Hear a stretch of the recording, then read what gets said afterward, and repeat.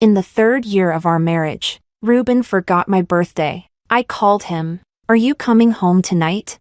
No. I'm celebrating with my best buddy who just got into a relationship. I nudged the best buddy lying on top of me. He's celebrating with you over there. The man's Adam's apple bobbed as he leaned down to kiss me. Then let's give a round of applause for love. Chapter 1. I had Edward's pants halfway off when I suddenly got scared. My hand involuntarily retreated. Edward raised an eyebrow, looking down at me with deep eyes. What's the meaning of this? I felt a bit uneasy. After all, you're his best friend. This isn't right. We both knew who he referred to. Edward snorted. When you were all over me in the car. It didn't feel wrong. He glanced downward. Do you think this is appropriate now?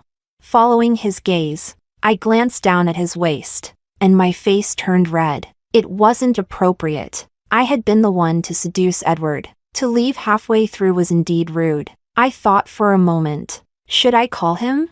Ask if he's okay with the current situation? Edward deliberately moved his hips, a mischievous smile in his eyes. No, I pushed against his abs, trying to escape, but also reluctant. After all, it's my birthday today. What if he remembers and comes back to celebrate with me? It wouldn't be good if he caught us. Then go ahead and call. Edward said this but didn't get off me. My face was pressed against his chest. My features distorted under his weight. I groped for my phone. Struggling. He watched without helping. I finally reached my phone and called Ruben. Hey, are you coming back tonight? I asked. It was quiet on his end, so the sound of the shower was clear. Ruben's voice was low. No, I'm busy tonight. What's keeping you?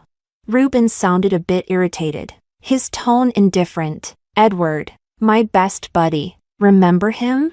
I tensed up. Did he know? I looked up at the man on top of me. Edward was struggling to hold back. Sweat beaded on his forehead. His full weight not entirely on me, but the crucial parts were. My face flushed. Yeah, I remember. He finally got a girlfriend, and we're celebrating. What's she like? I asked. Very beautiful, very capable. Edward likes her a lot. The shower stopped, and I heard the door open. Ruben spoke faster. All right, gotta go. Edward's calling me. The celebration's starting. Edward watched my face as I hung up. So, is your husband coming back? I shook my head. No, he said you got a girlfriend and he's celebrating with you. Edward smiled. Good friend indeed. Even knows about my new girlfriend. I felt a bit down. Ruben and I had been separated for a while. He played around a lot outside. I couldn't control him, but he never mentioned divorce. I felt he still had feelings for me. It's my birthday today, no matter how bad he was. I thought he'd come back to celebrate. I even guessed he might be delaying to surprise me. Turns out, he really forgot. Seeing my distraction, Edward was displeased. Are we continuing? I nodded. Continue. You getting a girlfriend is a big deal. Let's give a round of applause for it. But, I paused for a moment and continued. In bed. I must lead. Ruben said Edward's girlfriend is very capable. I wanted to see how capable I really was. Chapter 2. I discovered that no matter how obedient a girl is, once she lets go of outdated beliefs, liberating her body is surprisingly easy. I couldn't help but exclaim. So, I'm this open-minded. Before, Ruben said he liked me for being a good girl. I would lie on the bed, doing nothing. He would give me the best of everything. Later, when he became rich, he didn't like good girls anymore. He said I was rigid, like a dead fish in bed. I tried to learn to be open-minded. I bought several pieces of sexy lingerie, curled up in bed, waiting for Ruben. But by the time Ruben made a phone call, I had secretly changed back into my pink Hello Kitty pajamas. I couldn't be wild in front of Ruben. Unexpectedly, fueled by alcohol tonight, I became the kind of woman I never dared to imagine. I almost wore Edward out. He pressed my head down. That's enough. That's enough. I told you. I'm in charge. You can't interfere. Amused, he released his hand, placing both hands behind his head. So skilled? Did Ruben teach you? Why do you care? Just enjoy it. He hissed softly. Baby, How long have you been hungry? Chapter 3. Ruben and I were college classmates. After graduation, we got married and made our relationship official. He came from a poor family but had ambition. I was beautiful and had a gentle, soft personality. Everyone said we were a match made in heaven. After graduation, we got married. We lived a harmonious life for a year. Then Ruben suddenly became wealthy overnight, and the circles he mingled in became increasingly chaotic. Initially, he liked obedient girls the most. Now he liked wild ones the most. So, he stopped coming home much. Yesterday, I made a whole table of dishes, waiting for him to come home. By 8 or 9 at night, I still couldn't reach him on the phone. I suddenly wanted to check out the bar Ruben often visited. His secretary said he found many girls there. Sexy, wild, and unique. I put on the lace nightgown I hadn't dared to wear before, covered it tightly with a trench coat. I just wanted to check out the bar, not to do anything. I told the bartender, a watermelon juice, please. The bartender teased me. The children's play area is to the right. I was so angry. Even a stranger dared to mock me. I unbuttoned the top button of my coat, revealing my white neck and a bit of collarbone. Give me the strongest whiskey, the bartender laughed. First time here? It's on me. As I sipped my drink, a stunning man walked in through the door. The man had broad shoulders and long legs, wearing a casual suit, standing tall with an extraordinary aura. When he walked, his waist exerted force, each step resonating with my heart. Turns out, the bar didn't only have wild women, it also had wild men. I squinted with lustful eyes, even fantasized about taking him home tonight, until the man walked straight towards me. I then realized the man was Ruben's good buddy, Edward, sis-in-law. Drinking alone? Where's Lou? I don't know where he is. Edward nodded. They hung out in the same circles every day. How could he not know about Ruben's affairs? I have a business meeting with a client. His voice was low and pleasant. Okay. I continued sipping my drink. Edward went to the private room upstairs. Edward and Ruben were high school classmates and good friends. Later, Ruben and I attended the same university. Edward studied abroad. After returning, he helped Ruben get rich. I'd met him a few times. Ruben told me Edward came from a family of aristocrats, appearing gentle and polite but with an extremely cold personality. He was indifferent to women, like a monk. What a waste of a good appearance. I quickly got a bit drunk, fueled by the alcohol. I ran to the dance floor. A man kept trying to unbutton my coat. Hey, beautiful, are you hot? He asked, leaning close to my ear. No, I have a cold body. I shook my head. Let me help you take it off. He reached out, grabbing my coat, insisting on helping me take it off. No, I slapped his face. He got angry and dragged me outside. Bitch, coming to a place like this, pretending to be chaste. Seeing he was about to drag me out of the bar, Edward came down from upstairs. I hurriedly called out to him. Edward, help me. The man dragging me immediately let go when he saw Edward, like a misbehaving schoolboy. Mr. Cheen, I didn't know she was with you, Edward coldly said. Let go of my sis-in-law. After that, I hazily got into Edward's car. He said he would take me home. The heater in the car was on full blast. I couldn't help but tug at my coat. The coat hung on my arm. Edward glanced at my exposed shoulder and turned down the heater. His voice was cold and deep when he spoke. Put your coat back on. I suddenly remembered Ruben saying Edward was cold and indifferent. A rebellious thought I'd never had in my 25 years came to mind. Sleep with him. Just tonight. I reached out my left hand and placed it on Edward's knee. Edward looked at me in surprise. Elma, what are you doing? I'm just resting it here. Not doing anything. Take it away. No, be careful, or I'll throw you out. Throw me out then. I'm just a bit dizzy and need to hold on to something to sit steady. Edward's chest heaved, lips pressed tightly together without saying a word. His side profile was sharp and clear, the lines perfect. He dressed with great taste, understated and elegant. His long, pale fingers on the steering wheel were pleasing to the eye. I wondered what he looked like under his clothes. I stole a glance at him. Edward? He noticed my gaze and looked at me warily. Do you have a girlfriend? No. He squeezed the word out between his teeth. Do you do one-night stands? I asked. He looked at me incredulously. Elma, you? Not me. A good friend of mine asked me to ask for her. Not interested, Edward said decisively. My hand on his knee regretfully stroked it. Gathering my courage, I said, Edward, I want to see what you look like. After a screeching brake sound, the car came to a sudden stop by the roadside. I hurriedly grabbed Edward's thigh to avoid hitting the dashboard. He parked the car. Everything became easier. I used all the techniques I had recently looked up online but hadn't had a chance to use on Edward's leg. That night, he went home with me. Chapter 4. When I woke up in the morning, my body felt like it had been run over by a truck. Sore all over. Last night, after I took the lead, I was so tired that I just wanted to sleep. But Edward didn't let me off. He bit my ear and said, Elma, it's my turn now. I was drunk and exhausted, like a rag doll being moved around by him. He seemed to praise me. Elma, you're very flexible. I couldn't remember much after that. Edward was still asleep, looking very content and peaceful. I thought Reuben was bad at judging people. He said Edward lived like a monk, cold and indifferent. A monk who knows so many positions?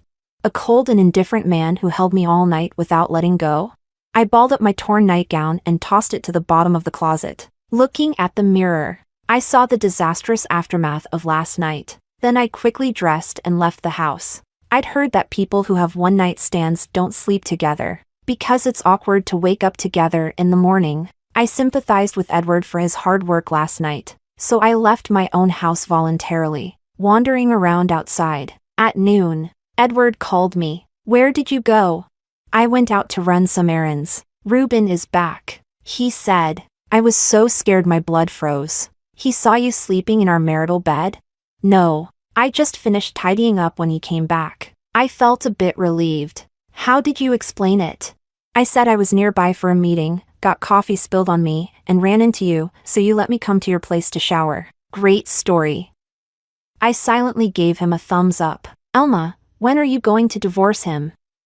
Edward asked. Why should I get a divorce? You slept with me and don't plan on divorcing him? All right, I admit it, the friend wanting a one-night stand was me. He gritted his teeth. Fine, Elma, you're something else. Then he hung up. As soon as he hung up, Reuben's call came in. Elma, where are you? I'm shopping at the mall. You went shopping first thing in the morning? I wanted to buy you a birthday gift. My birthday is still 6 months away. Right, I want to pick it out early to show I care. Reuben's tone softened, mixed with some guilt. It was your birthday yesterday, but it was hard to refuse Edward.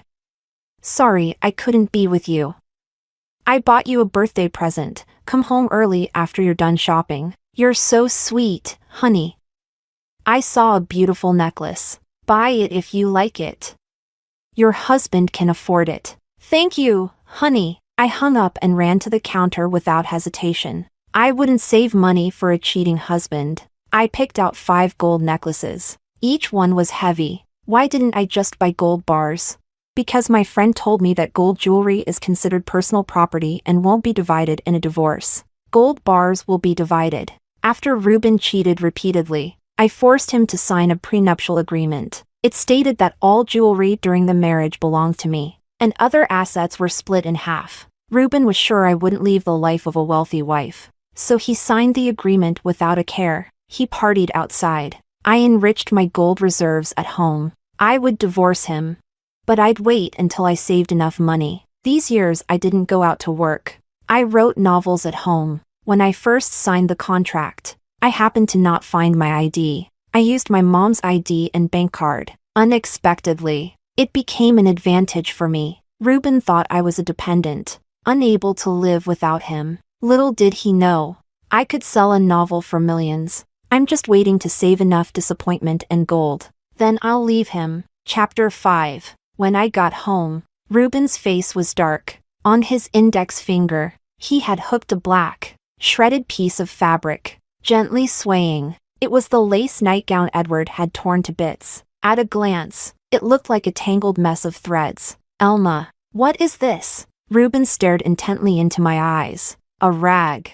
Bought it on sale at the supermarket. Poor quality. Fell apart after one use. A rag from Victoria's Secret?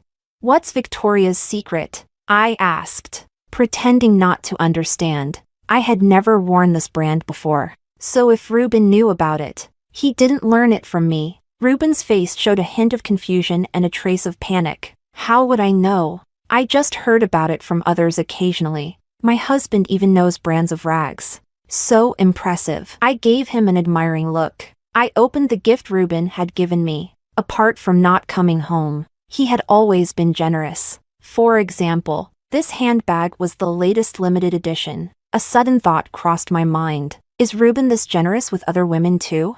If we get divorced, do I have the right to reclaim the gifts he gave to other women? I need to call my lawyer when I have time and ask about it. Ruben slowly walked towards me. After being married for a few years, I understood that look instantly. He wanted to fulfill his marital duty. When he first started playing around outside, I would cry and make a fuss. I would make dozens to hundreds of calls every day to check on him and even secretly followed him. He became increasingly annoyed with me. When I sought his affection, he was also annoyed. He didn't want to be with me, but occasionally, he would come home. Maybe he was afraid I'd get lonely and seek comfort elsewhere. He was a master of time management. He knew my body well, and the timing was always just right. Like today, but I had a full meal last night, so I wasn't hungry at all, and I couldn't let him see the marks on my body. My period came early. Not convenient. I quickly came up with an excuse. Relief flashed in Ruben's eyes. Then let's just kiss for a while. He moved towards me again, just as his lips touched my face. His phone rang. Edward, what's up? Is it urgent? I'm spending some quality time with your sister-in-law. He laughed suggestively. Anyone could tell what he was doing from the way he spoke. A few words were said on the other end. Then he hung up. Ruben gave me a few perfunctory kisses. It was uncomfortable for both of us. You don't realize until you compare. But there is a huge difference between men. Once you've experienced the best, you don't want the inferior anymore. I needed to expedite this divorce. I realized that in just one night. My heart had turned wild. Ruben, I want to visit my parents back home, I said. For Ruben, I had left my hometown and married far away. Before, he was busy with his career and couldn't do without me. Later, he played around, and I stayed to monitor him, afraid to leave. So, I hadn't been back to my hometown in years. Ruben didn't think twice. Go ahead.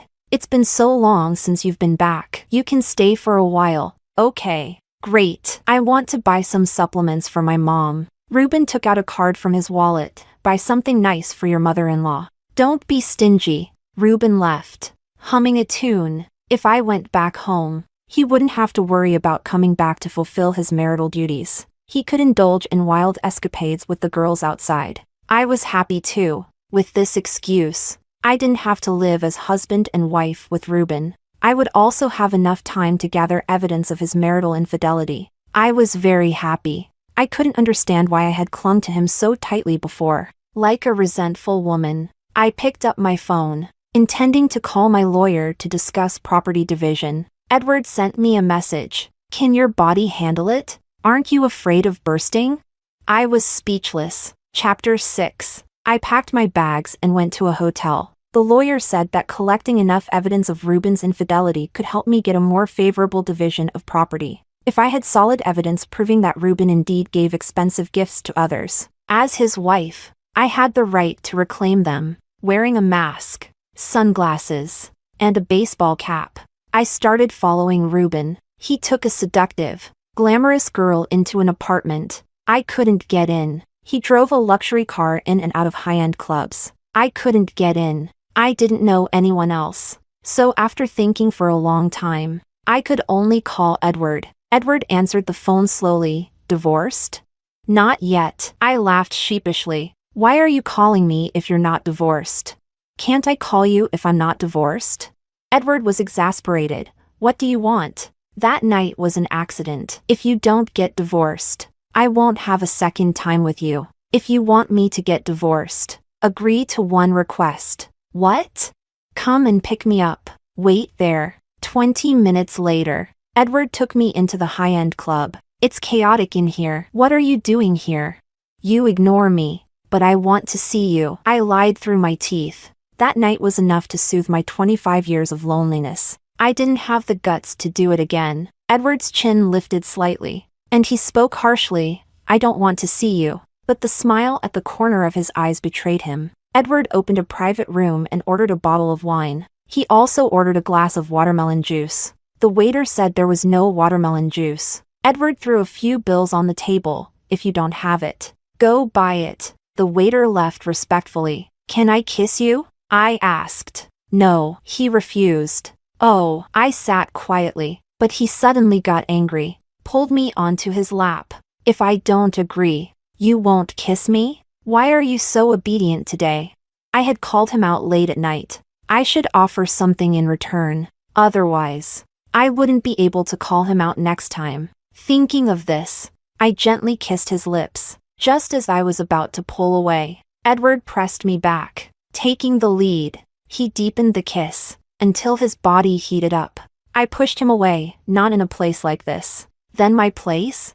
I need to use the bathroom. So exciting? I said. I need to pee. Edward laughed angrily. There's one in the private room. I'm afraid it'll be awkward. I ignored his physical reaction and left the room. I peeked into each room, trying to find where Ruben was cheating. Finally, my efforts paid off. I saw Ruben and a young girl making out. I took a few photos, but suddenly a hand appeared on my phone screen. Edward looked at me with a dark expression, saying you wanted to see me. Turns out you were looking for him. Elma, you really enjoy using me, don't you? No. He's that good? Do you know how many women he's played with? What kind of hopeless romantic are you to hold on to such scum? Can you keep your voice down? I pleaded with him. No. Edward's eyes were even angrier, his voice louder. You're his wife. Why are you sneaking around to find him? Elma, where's your dignity? My eyes immediately welled up. If he had scolded me like this a month ago, I wouldn't have felt so wronged. But now that I'd woken up, he came to scold me. I wouldn't accept it. Edward kicked open the private room door, shouting at the couple inside, Ruben, your wife is here. Ruben pushed the girl away, hurriedly putting on his clothes. But he had seen the world. By the time he came out, his eyes had regained their calm. He looked at me with disgust. Elma, you said you were going to visit your parents. Turns out you were spying on me?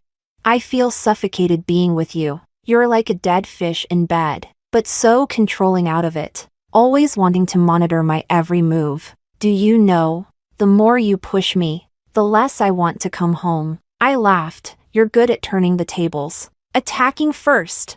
Ruben, don't use your business tactics on me. Now you think I'm too controlling? When you asked me to quit my job to take care of you, cooking porridge and hangover soup every day, you didn't mind my control? When you drank yourself to sleep on the sidewalk, and I dragged you home, you didn't say I was monitoring you? Now that you've got power, you can't stand me. Divorce. Ruben, let's get a divorce. Chapter 7. In front of Edward. I mentioned divorce. Ruben felt humiliated and agreed on the spot. Fine. Let's divorce. Let's see how you live without me. He thought I was just throwing a tantrum. After all, this wasn't the first time I had mentioned divorce. It wasn't until I brought a lawyer to his office, listed our assets, and presented evidence of his infidelity, that he finally panicked. Elma, I didn't mean to divorce you. Let's calm down. I am very calm. We split the marital assets 50-50. If you sign the papers immediately, I won't pursue the gifts you gave to other women, mainly because it was too much trouble. My mom said she found a small villa for me in our hometown, just waiting for me to finalize the assets to pay the down payment. My mom also said they built a university town in our hometown, full of young, handsome male students. I was eager to go back and take a look. I will not agree to the divorce, Ruben said. The smile on my face faded. Then I'll have to sue for divorce. It's time-consuming and costly, and it won't be good for your reputation. I said I'm not divorcing. What successful man doesn't play around? Didn't we get through the first few years like this? I give you money. You turn a blind eye. Be the rich wife. and live a life many people envy. But if I divorce and get the assets, I can still live that life. Elma, I don't believe you don't love me anymore, and I don't believe you can bear to leave me. Just give up on this. It seemed amicable divorce was hopeless. That afternoon, I went to court and filed for a lawsuit. As a result, Ruben, who used to avoid coming home, now came home early every day after work. He bought me flowers and thoughtfully gave me gifts. Each time, I calculated in my mind how much of our shared assets he was wasting on these superficial things. He even wanted to resume marital relations. But whenever he touched me, I felt annoyed.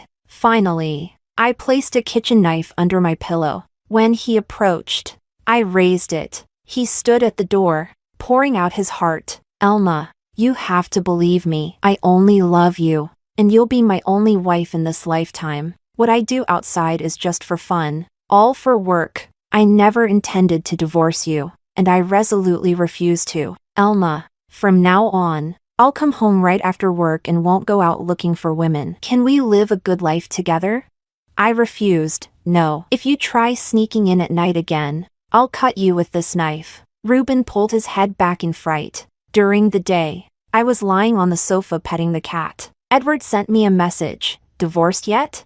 Not yet, but soon. All right. Let me know when it's done, and I'll move in. I was speechless, but honestly, that night was truly satisfying. I often reminisced about it. Edward was a high-quality man. Before going back to my hometown, I planned to meet with him again, with him as my benchmark.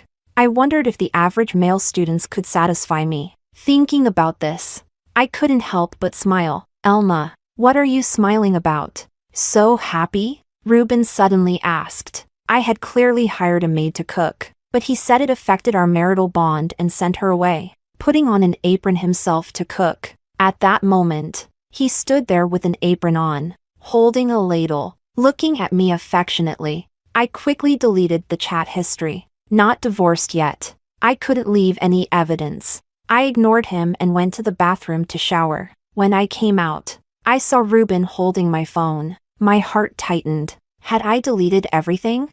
I shouldn't have taken any explicit photos with Edward, but the way Ruben looked at me was strange, making my heart pound. Ruben spoke with difficulty. Elma, why do you have so many? I held my breath. Did he find out?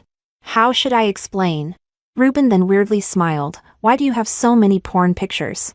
Damn. Scared me to death. I snatched the phone. Didn't you say I was like a dead fish in bed? Learning some advanced techniques from abroad. Ruben's eyes lit up. Elma, you still care about my feelings, right? If you had this realization earlier, I wouldn't have strayed. What man doesn't like a fling? After tasting wildness outside, I can settle down at home. Elma, after dinner, let me test your learning progress. He had a mischievous smile. In my younger years, I might have indulged. Now, it just disgusted me. I waved my hand. No, this is for after the divorce. Nothing to do with you. Ruben's face turned dark immediately. Chapter 8. That day, I was in the bedroom writing. My latest novel was doing very well, and the editor said it had a good chance of being adapted into a TV series. If that happened, it wouldn't just be tens or hundreds of thousands of small money anymore. I was writing about the night when the male and female leads first confirmed their feelings for each other.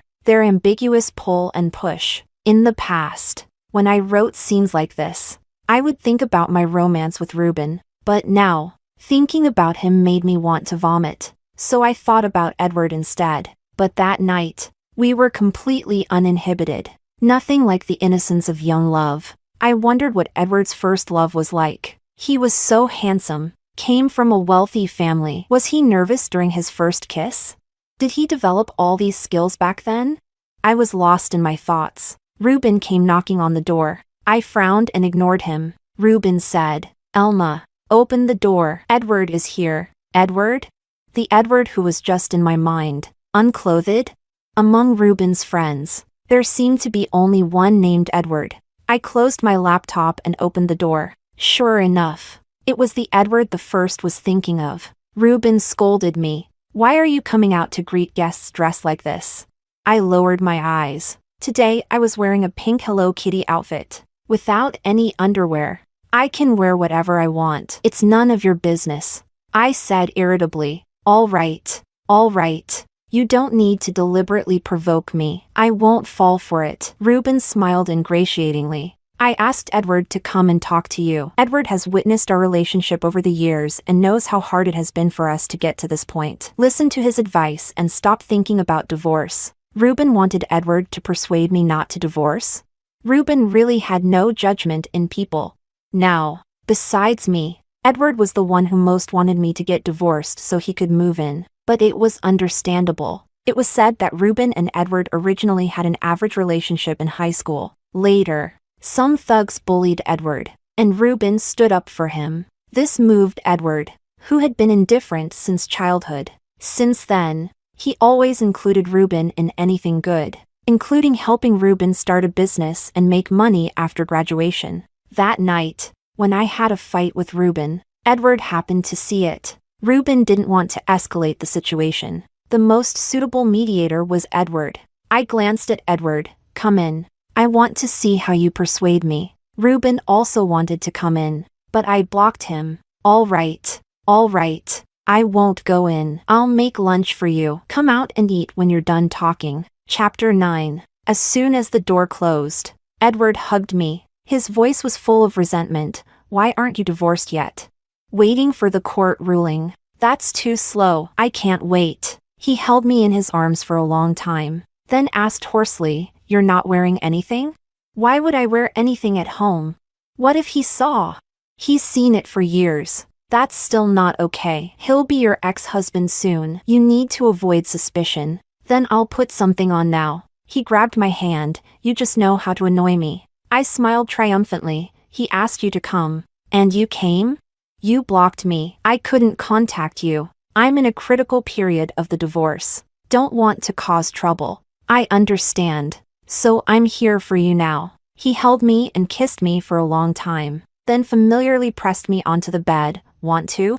Not here. The room isn't soundproof. I'll be gentle. All right then. Anyway, I was leaving soon. Opportunities like this wouldn't come often. His sweat dripped onto my collarbone. Hot and burning, he lowered his head and sucked it into his mouth, then passed it to my mouth. He was really skilled, making my tailbone tingle. I voiced my curiosity. Edward, how did you kiss your first love?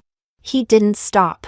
Thought seriously for a moment. When I was driving, that girl teased me, kept her hand on my leg. I pulled her onto my lap and kissed her. Much like this. What? What kind of girl is that? This is clearly how we kissed the first time. Edward looked deeply into my eyes and said hoarsely, Yes. My heart skipped a beat. Are you saying I'm your first love?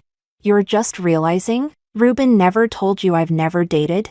I thought Reuben was an idiot. Edward laughed softly. He is an idiot. Not cherishing such a good wife. Forcing me to make a move. I thought it was just Edward's sweet talk in the heat of the moment. Years later, I learned that Edward had coveted me for a long time. Then why are you so skilled? Edward kissed my forehead. Seeing you. Many functions automatically activated. A burst of fireworks exploded in my brain. My heart pounded like it did during my first love at 18. From then on, when I thought of first love, I had a different image in mind. Reuben finished cooking and came to call us. Edward adjusted his clothes and went out looking refreshed. My clothes were stained, so I had to change. Reuben asked in confusion, Elma, why are your eyes red?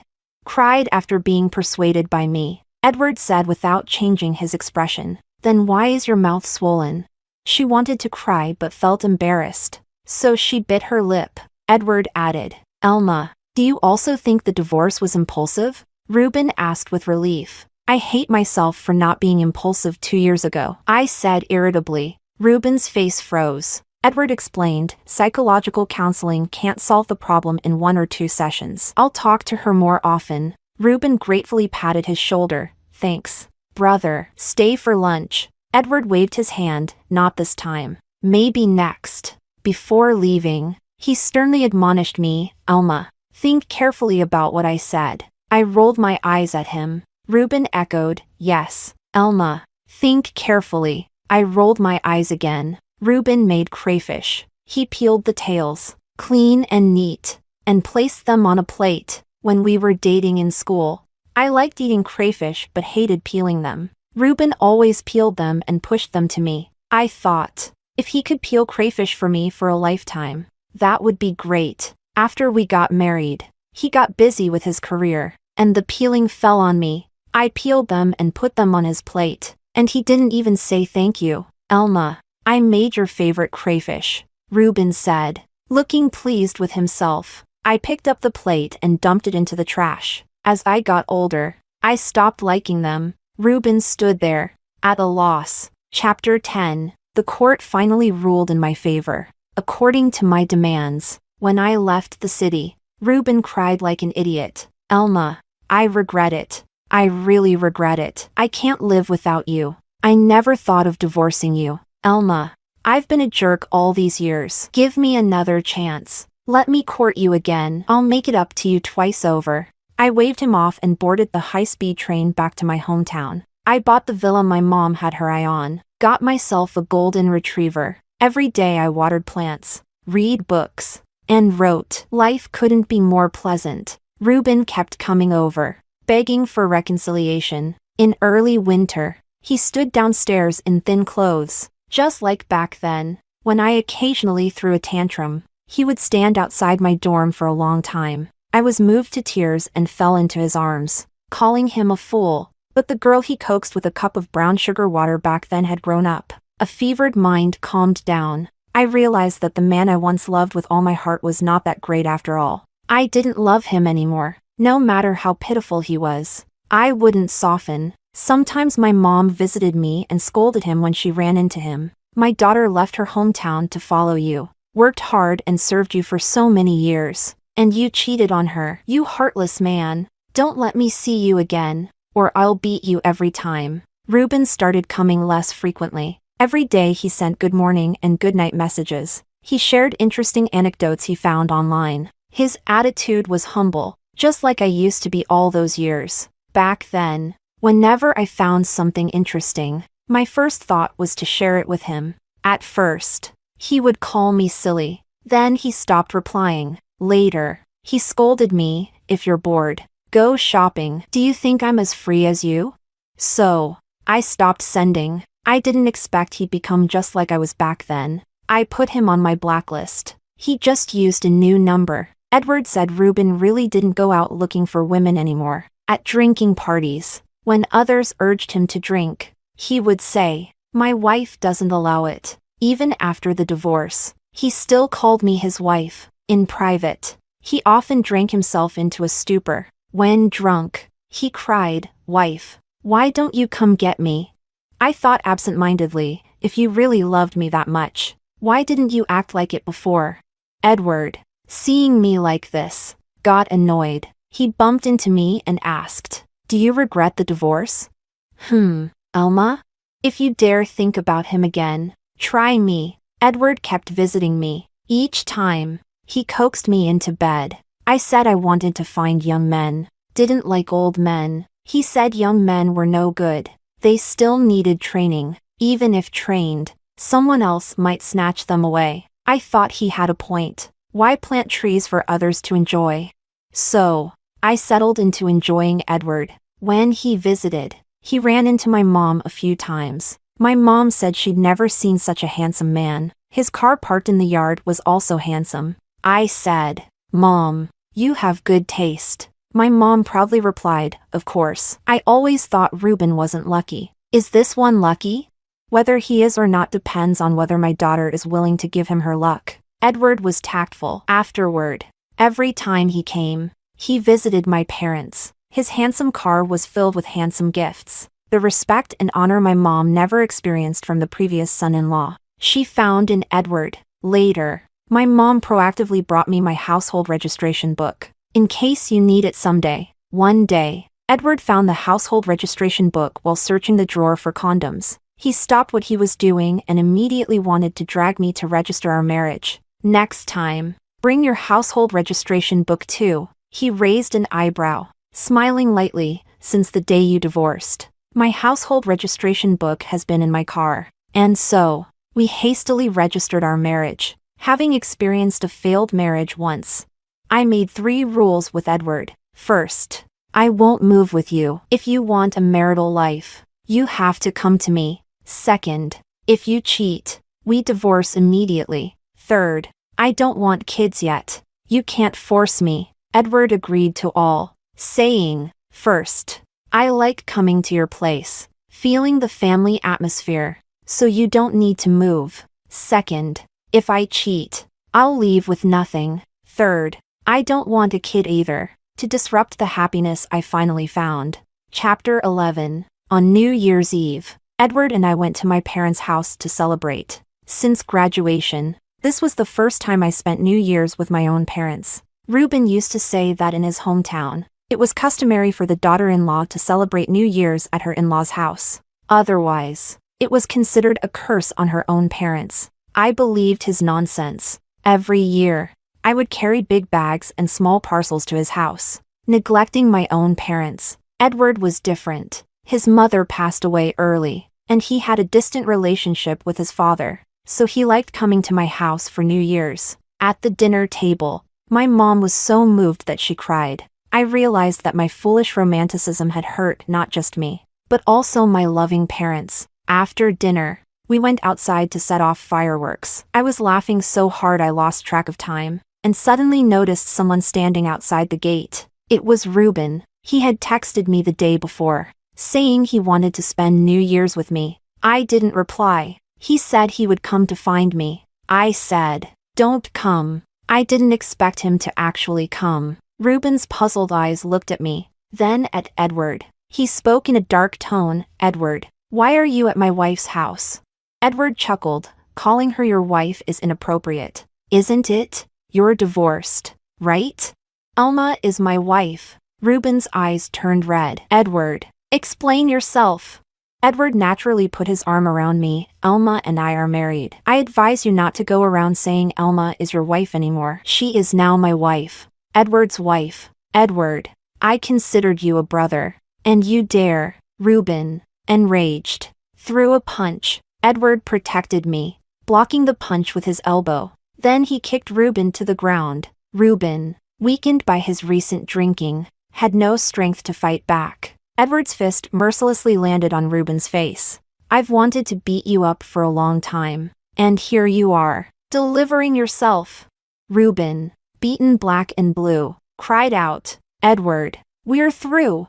Edward sneered, "That's the best thing I've heard." Later, Reuben left the Chin family business and tried to go solo. He had previously relied on Edward's resources and protection. Within a year of graduating, he had skyrocketed. His own abilities couldn't support a company. Within 6 months, his company collapsed, and he was in debt. He became the penniless Reuben once again, but this time, he no longer had the unwavering Alma by his side. Edward's side story 1. In my sophomore year of college, I returned to China to visit my family. That's when I first met Alma. Reuben was very proud of her, and he said, "This is my girlfriend, Alma." Alma was beautiful and dazzling. Girls who look like her usually have very bold personalities, but Alma was very gentle. While we were eating, Reuben peeled a crayfish for her. She was deeply moved, her big eyes sparkling as they stayed glued to Reuben. At that moment, I thought, how could a girl be so easily satisfied? Edward's side story 2. Since I was young, my parents didn't get along. My father had a mistress, and my mother argued every day. Eventually, she drove herself into madness and jumped off a building. I never felt the warmth of this world growing up. In high school, some bullies picked on me, and Reuben took a punch for me. That's how we became friends. After college graduation, Reuben asked me to start a business with him. I knew he wanted to use my resources, but it didn't matter.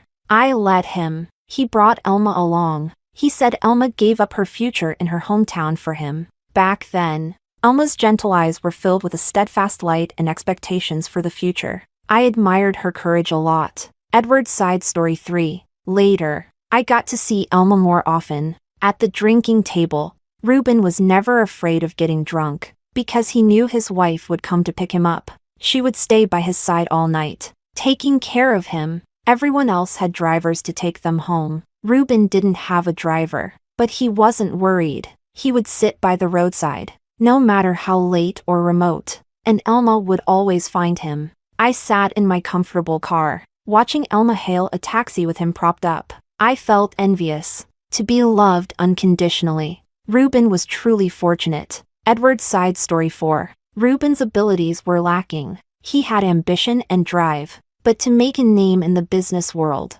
ambition and drive aren't enough. I found it hard to carry him. I'm naturally cold-hearted. If I can't carry someone, I won't bother trying. I gave Ruben a sinecure. Then Elma came to see me. She said she couldn't bear to see Ruben so depressed. She hoped I wouldn't give up on him. When Elma said these words, the concern and urgency in her eyes were undisguised. Even though at that time, Ruben was already playing around with other women, Elma had caught him. But after arguing with him, she turned to me for help. Is this what they call love?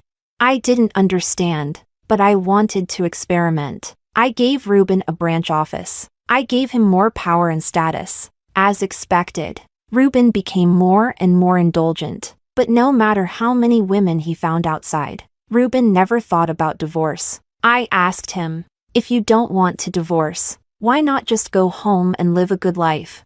Ruben's expression was complicated as he said, Elma is too obedient. So obedient that it kills any desire to conquer. Over time, it gets really boring. But she's also a good woman, and I can't bear to leave her. I sneered and said nothing. At first, Elma, like my mother back then, cried and made a scene. She did the whole monitoring and following act. Ruben got more and more annoyed with her. I wanted to stop the game. I wanted to take back the power I had given Ruben. I was worried Elma's fate would be as tragic as my mother's. Then one day, Elma suddenly calmed down. She stopped calling Ruben. She stopped asking where Ruben was or when he'd come home. She stopped clinging to him endlessly. Ruben, instead, started to panic. On Elma's birthday, the gift Ruben bought was on his desk. He canceled his evening engagements early, ready to go back to Elma. I thought they might have a perfect ending. Then in the afternoon, a little lover video called Ruben. Ruben sneakily answered, squinting with lust. In the end, he went to the lover's place. So, the ending was still tragic. I didn't expect to run into Elma at a bar that night, wearing lace under a trench coat. How was she obedient?